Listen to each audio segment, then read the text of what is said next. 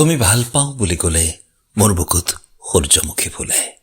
কবি প্ৰণৱ কুমাৰ বৰ্মন, পাঠ ধীৰাজ ৰঞ্জন চৌধুৰী। তুমি ভাল পাওঁ বুলি ক'লে মোৰ বুকুত সূৰ্যমুখী ফুলে।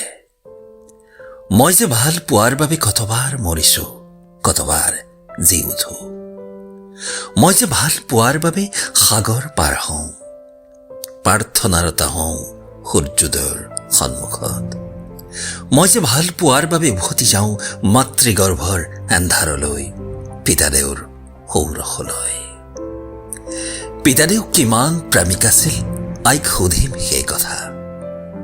খায়েনো কিমান ভাল পোৱাৰে সাৱৰি ৰাখিছিল পিতাদেউ, সেই কথা ক'ব তেওঁ। যদি আছিল তেওঁলোক নিৰ্লোভ অথবা স্বপ্নাতুৰ, যদি আছিল তেওঁলোকৰ আন্ধাৰ বাটৰ পোহৰ। তুমিনো হ'ব নোৱাৰিবা কিয়, মইনো হ'ব নোৱাৰিম কিয়?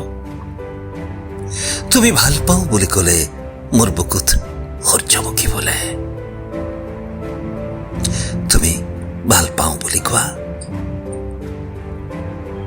মই পৃথিৱীৰ বাটত থিয় হৈ পৃথিৱীক দাঙি ধৰিম। তুমি ভাল পাওঁ বুলি কোৱা। অনৰ্থক যুদ্ধবোৰক নাকচ কৰি সৈনিকহঁতক উভতাই আনিম শস্যৰ পথাৰৰ শালি দি। বেশ্যাবোৰক এন্ধাৰ গলিৰ পৰা মাতি আনিম মোৰ হৃদয়ৰ চোতাললৈ। দস্যুবোৰক উইহাফলৰ বুকুত বহুৱাই যুগ যুগান্তৰ বাল্মীকি কৰি তুলিম। তুমি ভাল পাওঁ বুলি কোৱা। তুমি ভাল পাওঁ বুলি কোৱা। মই আকৌ বিখ্যাত চহৰৰ অধিপতি হৈ আকাশৰ নক্ষত্ৰক নকন্দুৱাওঁ। মোৰ নষ্ট দিন যাপনক মই গোলাপ ফুলৰ থোপাৰে ঢাকি দিম। তুমি ভাল পাওঁ বুলি কোৱা।